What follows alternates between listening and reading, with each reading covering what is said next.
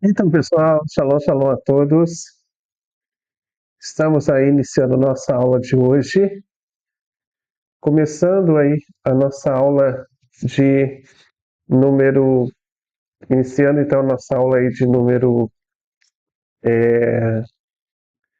aula de número 6, né, da disciplina Gilo Eraiot, chegando no capítulo de número 5 da nossa apostila, melhor, o capítulo número 6 da nossa apostila, onde a gente vai tratar hoje de um tema que, na verdade, já tratamos, um tema muito semelhante, é o mesmo tema, na verdade, que foi na disciplina Shef Hadamim, da proibição de não derramar sangue. Se vocês lembram, essa proibição de não derramar sangue. E nós vimos naquela proibição de não derramar sangue a respeito da proibição de zera levatalá, ou seja, de não derramar sêmen em vão, a proibição de sêmen em vão. Hoje a gente vai estar falando, dentro de um outro contexto também, em Giluiraiot, por quê?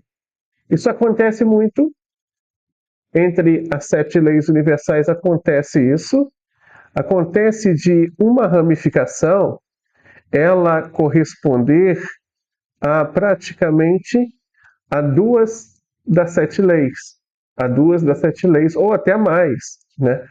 Então, isso significa que quando a pessoa acaba fazendo um ato, acaba transgredindo os mandamentos das 7 leis, tanto Shef Hadamim, quanto também Gilu Eraiot. E a gente vai estar falando, então, sobre esse tópico dessa aula de hoje, é um tópico muito importante, e vamos ver algumas considerações sobre essa parte. Bem, então vamos iniciar essa aula de hoje. Vamos aí iniciar nossa aula de hoje. Depois dessa aula eu vou estar passando para vocês também a atividade, mais uma atividade, né?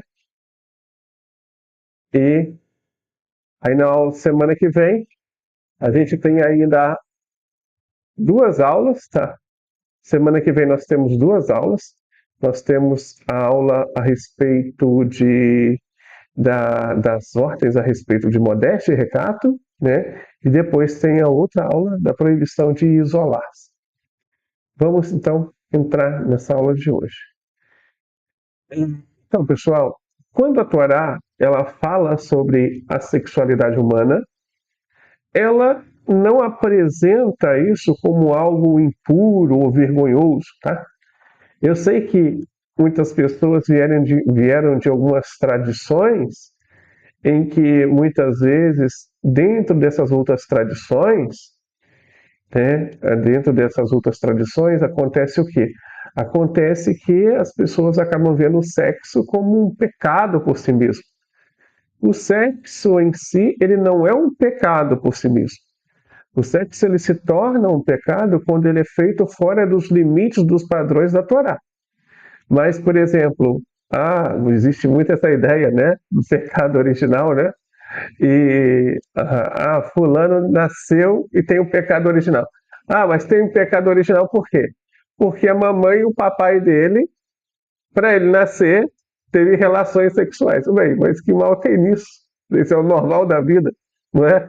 Os animais fazem isso, tudo faz isso, todos os seres vivos. Então, que mal tem nisso? Isso não é o pecado original, de fato. Não. Existe aí, na nossa sociedade, a ideia da demonização do sexo. E isso, nós não somos a favor da demonização do sexo. Bem, pelo contrário, a sexualidade, ela foi criada por Deus e ela possui um propósito sagrado dentro da vida humana. Através dessa relação sexual, o mundo ele é povoado, as famílias elas são estabelecidas e o vínculo entre o marido e a esposa, inclusive, também ele é fortalecido. Contudo, justamente porque a sexualidade ela possui um grande poder, a Torá também estabelece limites para esse uso correto. Então, quando essa sexualidade ela é utilizada de acordo com a vontade do Criador, ela produz vida, produz estabilidade familiar, de acordo com a vontade do Criador.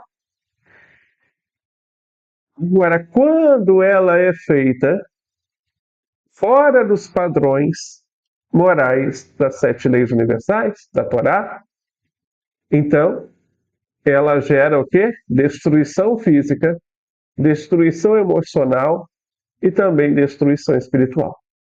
Então é por essa razão que nessa parte, neste capítulo que nós estamos, o Código Divino, ele vai tratar do tema do derramamento de sêmen em vão e também vai tratar de várias questões que são relacionadas, tanto à fertilidade, quanto à contracepção, quanto à preservação da vida. Primeiramente, a gravidade do derramamento de sêmen em vão. Ok. Bem, aqui nós estamos falando de um dos pecados que a geração do dilúvio ela cometeu. A geração do dilúvio, o decreto do dilúvio, ele veio por alguns motivos.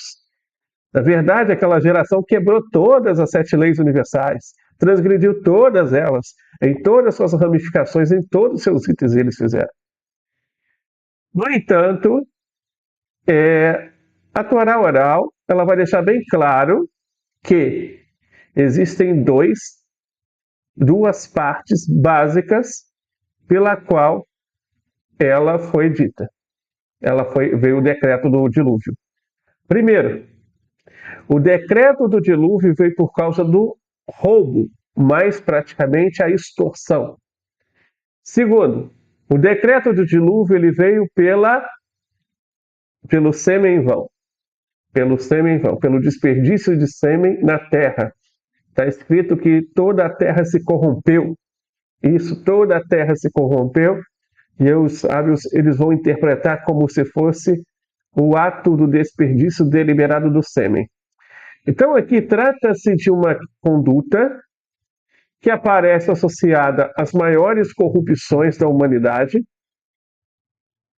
E no Tratado Nidá, na página 13a, no comentário do Rashi, sobre essa passagem, encontramos a explicação de que um dos pecados da geração do dilúvio envolvia esse desperdício.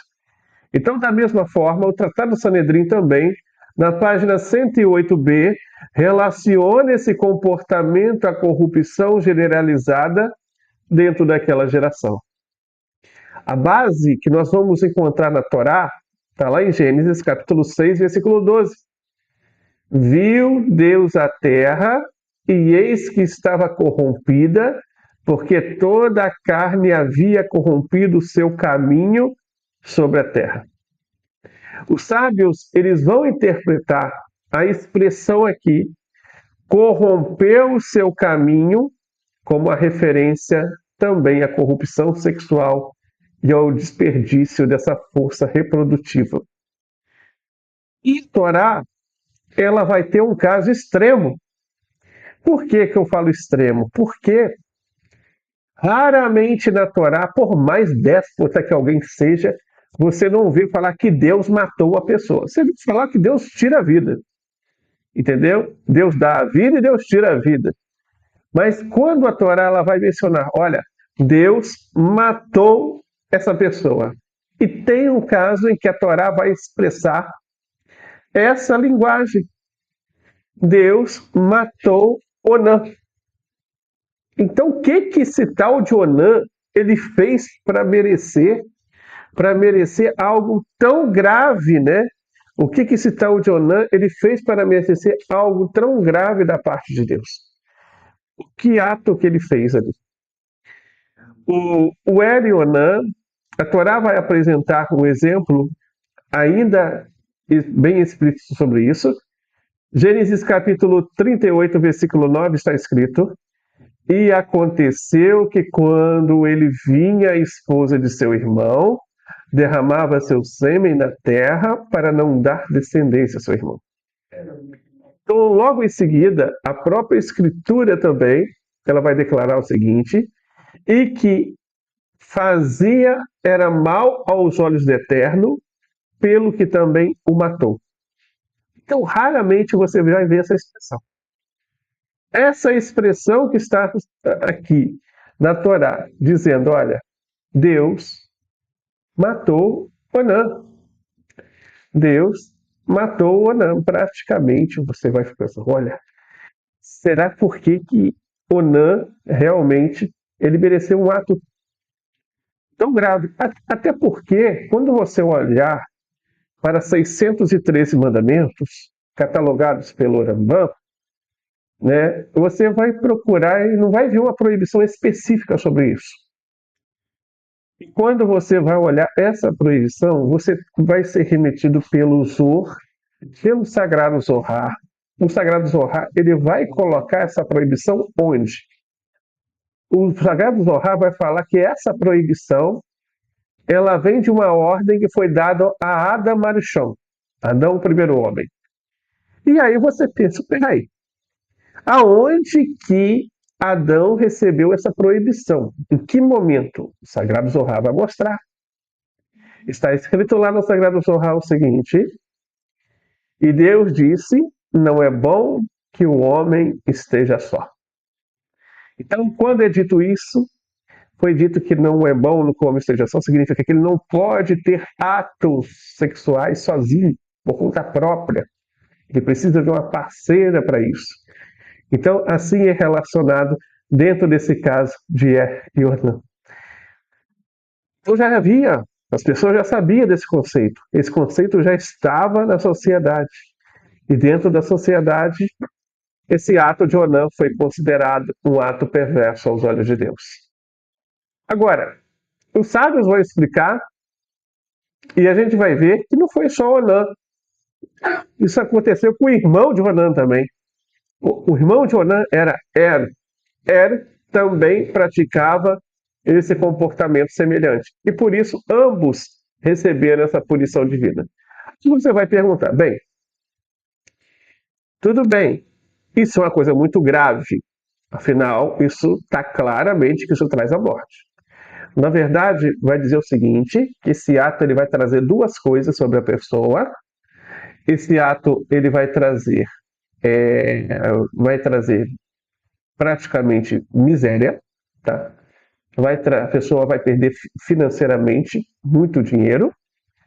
E os filhos que uma pessoa que faz isso tem, ele tem uma tendência, não é que ele vai nascer uma pessoa desviada de todo bem, mas ele tem uma tendência a se tornar um marginal. Ele tem uma tendência a praticar atos de pecado. Por quê? Porque ele foi do sêmen não íntegro da pessoa. Ele foi feito de sêmen de um homem que tinha desperdícios desse sêmen. É claro que o livre-arbítrio, dentro do livre-arbítrio, o ser humano pode dominar todos esses instintos e vencê-lo. Mas ele vai ter uma força muito grande sobre isso. Bem, então vamos lá. Por que o derramamento de sêmen, afinal, ele é proibido? Já falei muitas coisas aqui, claro, para vocês, né? Mas tem mais coisa aí. A primeira explicação é que ele é uma extensão da proibição de assassinato. O Tosfot, sobre o Tratado de Sanedrim, na página 59b, ele vai apresentar uma explicação muito profunda sobre isso. Segundo uma opinião, o desperdício de sêmen ele está relacionada à proibição de assassinato. Então a lógica é que o sêmen ele possui potencial para gerar a vida humana. Quando esse potencial ele é deliberadamente destruído, existe então um aspecto aqui destrutivo semelhante ao derramamento de sangue. Por isso, viu, Maimônides, ele vai escrever em Ilhot Surebiá, nas leis de relações proibidas, no capítulo 21, no parágrafo 18, palavras do Maimônides. Quem derrama sêmen em vão é como se derramasse sangue. E ainda ele vai citar uma prova bíblica para isso. Ele vai citar Isaías capítulo 1, versículo 15. Vossas mãos estão cheias de sangue. Explica o Maimônides que o que Isaías estava falando, do pecado daquela geração de Isaías, é o pecado do sêmen em vão nas mãos deles. E por isso as orações deles cessaram diante de Deus. Ou seja, praticamente foram bloqueadas. Deus não queria ouvir as orações daquela geração por causa dessa transgressão. Ok. Segunda explicação, negligência do mandamento de povoar o mundo. Essa é a segunda explicação que nós temos. Tem uma outra opinião também apresentada por Tosafot. E ele entende que antes da entrega da Torá, os descendentes de Noé, ou seja, toda a humanidade, ainda estavam vinculados à mitzvah de frutificar e multiplicar-vos, né? Assim, quem desperdiçava o sêmen estava rejeitando diretamente o propósito divino. Então, mesmo após o Sinai, embora exista uma questão, né, existe uma discussão sobre isso, e vão chegar à conclusão que os não-judeus não estejam praticamente obrigados, da mesma forma que o judeu está ao mandamento de crescer e multiplicar-vos, ainda assim o ato continua sendo considerado um ato corrupto e contrário ao propósito pelo qual Deus criou o ser humano. Ok. Então, para isso, o profeta Isaías, ele disse uma frase que é uma frase chave para entender isso. Isaías 45:18. Não a criou para ser um vazio, formou para a terra habitada. Para isso que Deus criou o mundo. Deus criou o mundo para ela ser habitada. Então Deus criou o mundo e criou o ser humano para construir famílias. Criou homens, mulheres para cooperarem com a continuidade da sociedade.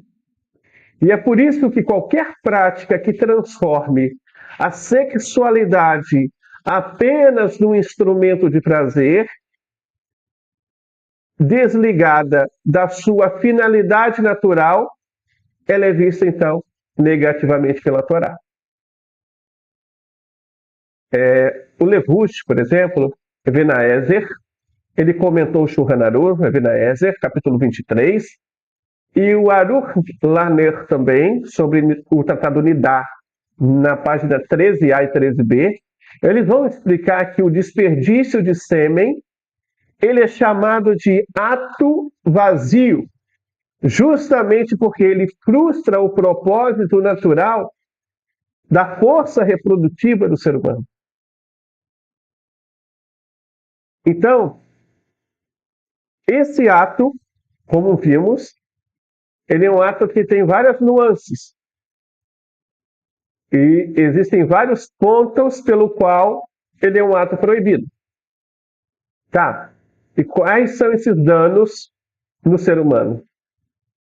Ensina o Rambam que além da dimensão moral, porque ele acaba tocando, ferindo a moral do ser humano, que uma vez que o ser humano ele vira escravo desse ato, e isso tende a tornar ele escravo, de verdade, ele se sente como se tivesse sempre vencido.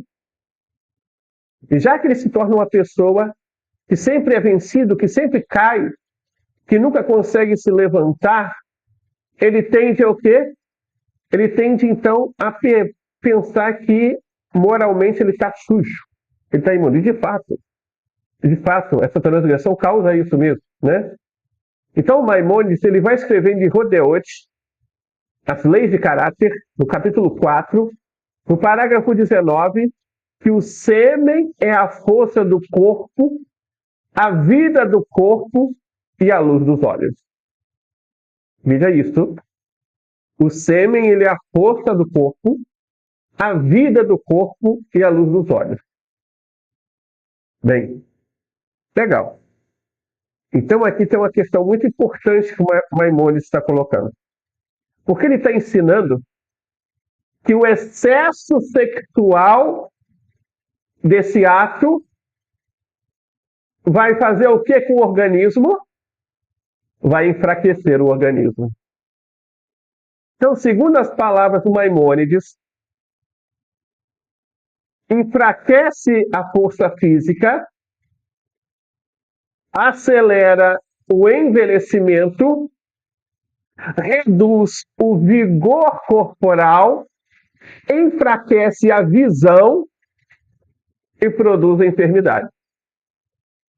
Independentemente de como a medicina moderna ela avalie cada ato dessa, e eu sei o que a medicina diz sobre isso. A medicina vai estimular as pessoas a fazerem isso, inclusive, tá? Né? Vai falar que é bom para o ser humano fazer isso, que vai treinando e tal, vai fazendo com que o órgão ele seja sempre mais desenvolvido. E existe uma porção de coisas que vão falar que vai tirar o estresse e tudo isso, né? A gente sabe. Mas a Torá praticamente não precisa estar conectado com a medicina 100% todas as vezes, né? A medicina trabalha com hipóteses, teses, provas, e nem hipóteses mudam com o tempo. Aquilo que a medicina diz hoje pode não dizer amanhã. Então a medicina está sempre fazendo mudanças. A Torá não faz mudança. A Torá é a mesma. Ontem, hoje, será amanhã. Então a pessoa não deve viver escravizada por seus impulsos. A moderação, ela faz parte da saúde física e também da saúde espiritual de todo mundo. Ok. Agora, vou entrar num ponto muito importante aqui. O que a Torá vai chamar de derramamento deliberado do sêmen? Porque é isso que Zera Levatalá significa. Derramamento deliberado. Olha só. Deliberado. Então, a definição prática aqui, a proibição, ela vai se aplicar ao quê? Ao ato intencional. A pessoa ela teve a intenção de fazer isso. Por que eu estou falando isso? Porque nem sempre esse ato vai vir com o ato intencional. Existem testes científicos, existem coletas científicas que precisam ser feitas para a saúde da pessoa algumas vezes. E o Urash ele vai comentar sobre o Tratado Nidá, na página 13b, e vai explicar que ela envolve situações em que a pessoa deliberadamente provoca a ejaculação fora do contexto permitido da relação conjugal. Então isso é muito importante. Isso significa que a proibição do sêmen em vão é fora do contexto conjugal. O que significa isso? Que quando o sêmen acontece dentro do canal da mulher, é normal. Quando acontece a ejaculação, esse é o processo normal. Sêmen em vão vai ser tudo aquilo que não for dessa maneira normal. O Rambam, ele Rotsurebiá, no capítulo 21, ele vai acrescentar que mesmo aquele que inicia a relação normalmente termina essa relação deliberadamente fora do corpo da mulher, ele pratica esse pecado. Então, mesmo que o órgão masculino tenha sido feita essa penetração o tempo todo da relação, mas acabou tirando ele para não engravidar ou algo assim, né? Isso configura sêmen em vão. Então, o fator decisivo daqui vai ser o quê? A intenção consciente de impedir o curso normal dessa relação. Ok. Os sábios, eles vão fazer uma distinção aqui bem importante. Vai falar que nem toda ejaculação que não produz gravidez é considerada de desperdício de sêmen. Isso é muito importante para a gente entender esse ponto. Porque a resposta halárrica do Rosh citada no Beit Yosef Even Haezer, no capítulo 23, juntamente com o Rema e o Bar, e o Beit Shemuel também, eles vão explicar que relações conjugais normais permanecem permitidas mesmo quando não existe a possibilidade de concepção. Tá? E quando não existe essa possibilidade de concepção? Vamos lá. A mulher, ela é infértil. Ela não vai ter a concepção.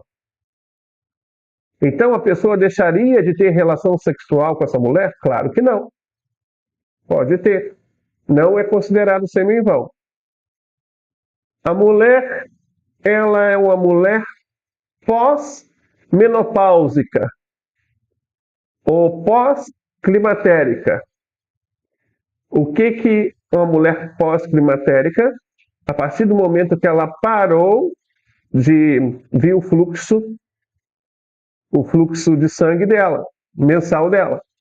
Então ela entrou no climatério. A partir daquele momento, ela não tem mais a capacidade de engravidar. Então isso significa que é proibido o homem ter relação sexual com a mulher durante aquele período? Claro que não. Situações em que a gravidez é biologicamente impossível. Por algum motivo, sei, talvez um homem, talvez uma mulher, e não vai gerar gravidez. Então, é proibido? Não é proibido. Mas por que não existe essa proibição nessas áreas? As pessoas podem perguntar. Porque o casamento ele não existe apenas para gerar filhos. O propósito do casamento, sim, é gerar filhos, mas não só gerar filhos.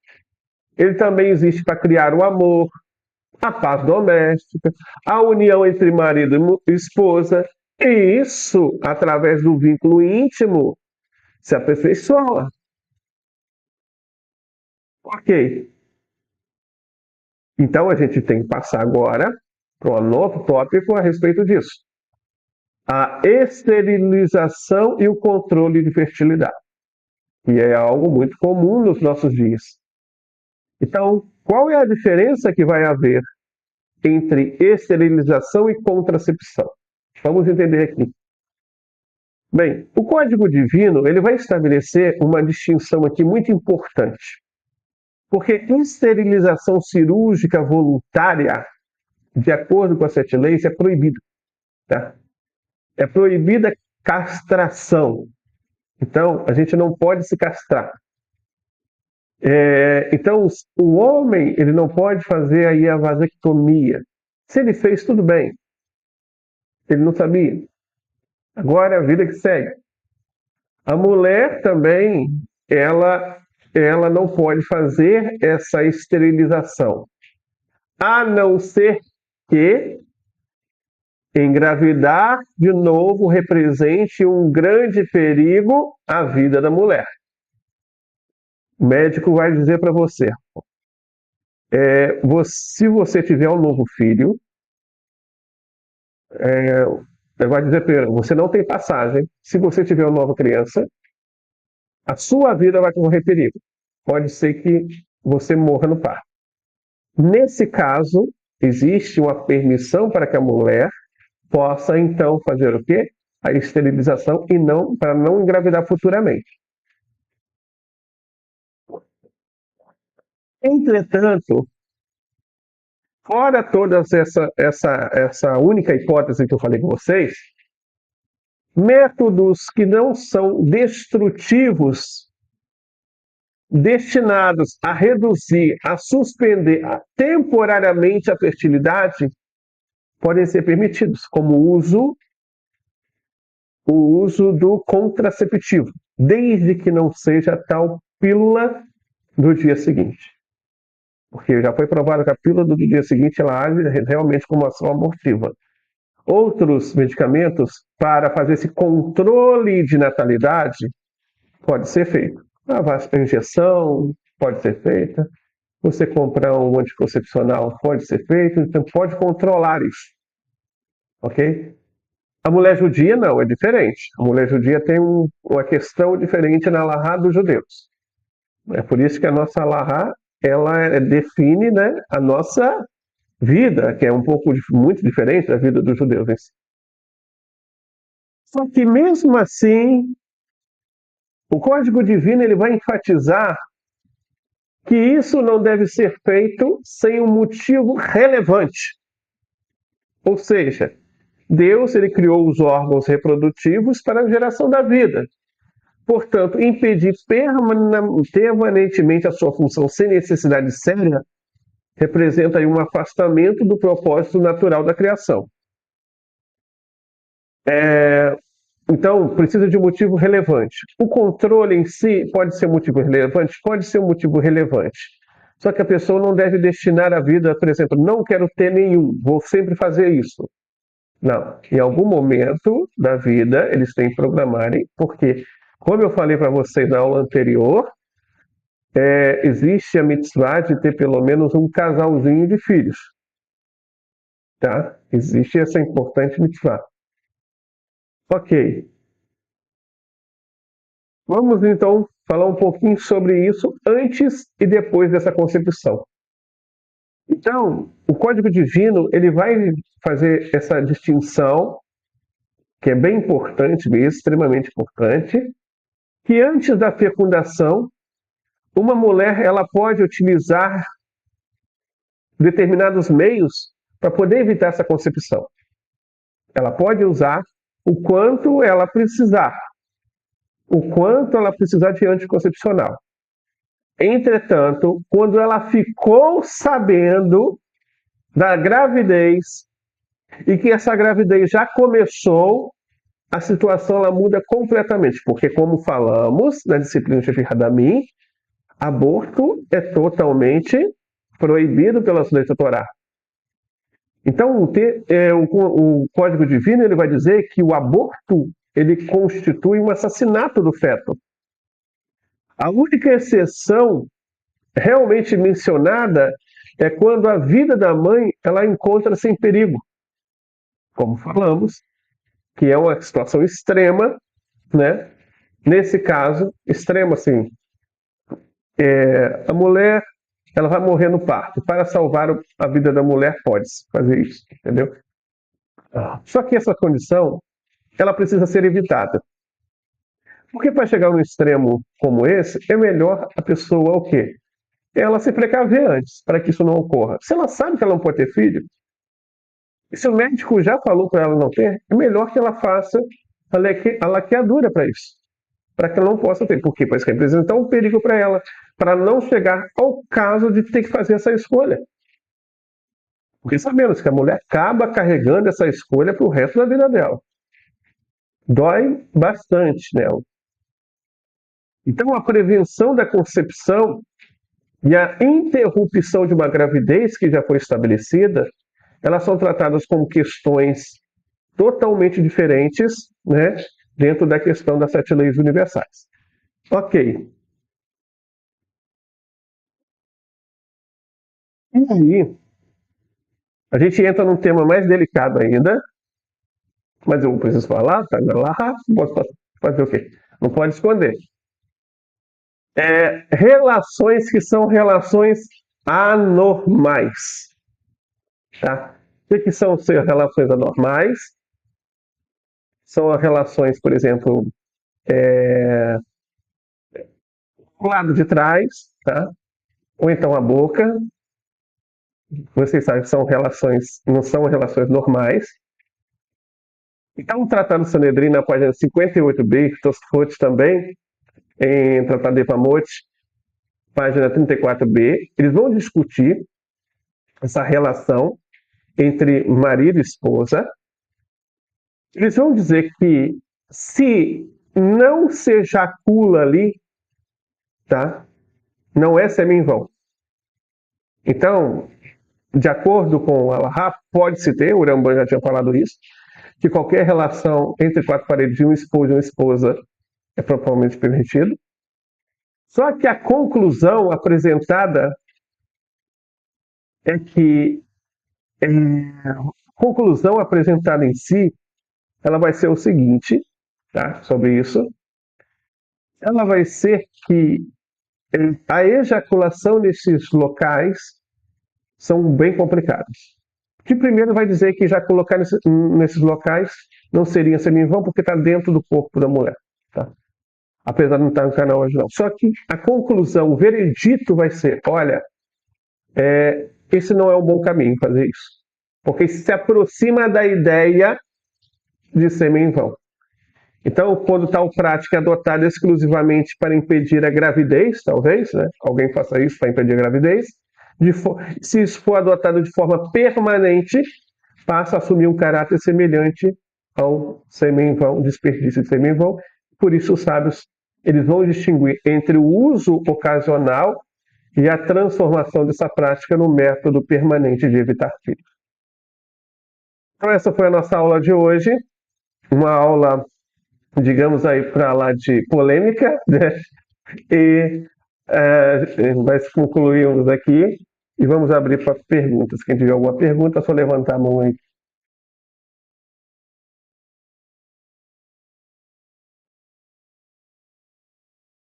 Pode falar, Rafael.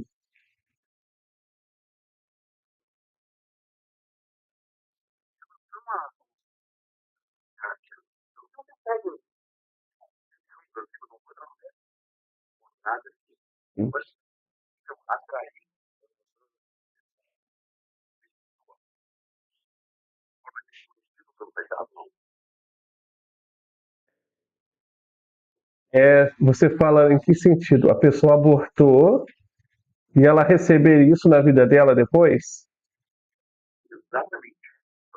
Sim, sim. É um assassinato. O aborto é um assassinato. Então, a pessoa que assassina, a regra da Torá é qual? O sangue dela vai ser derramada. Entendeu? Pode ser que essa pessoa venha a ser assassinada.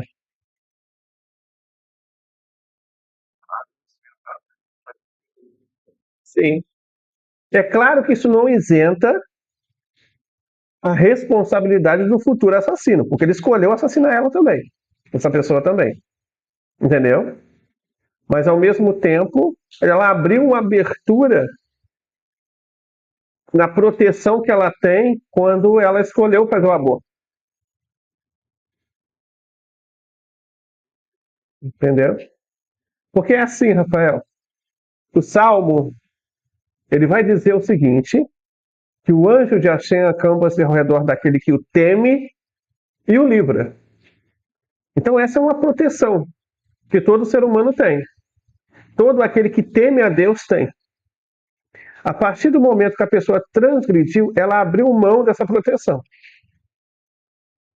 Entendeu? A partir do momento que ele abriu mão, o decreto pode alcançar.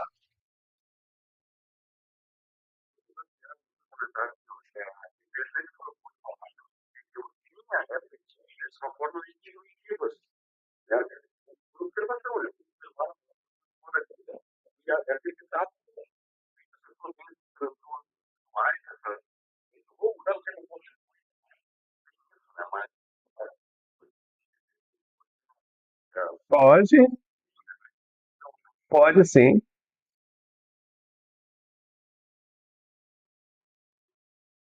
Sim.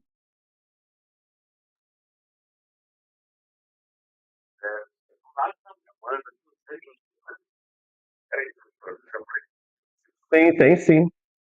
Pode até mesmo a pessoa atrair um debuto.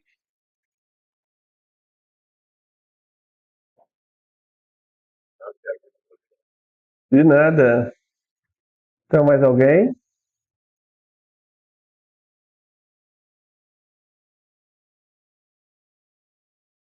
Ok, então, pessoal. Essa foi a nossa aula de hoje. Foi muito bom estar aqui com vocês. Nossa próxima aula, próximo domingo. Vamos estar então com a aula de número 6. Que a Shem possa dar muitas bênçãos a todos. Logo mais estarei postando mais uma atividade para vocês. Shalom, shalom a todos. Boa noite.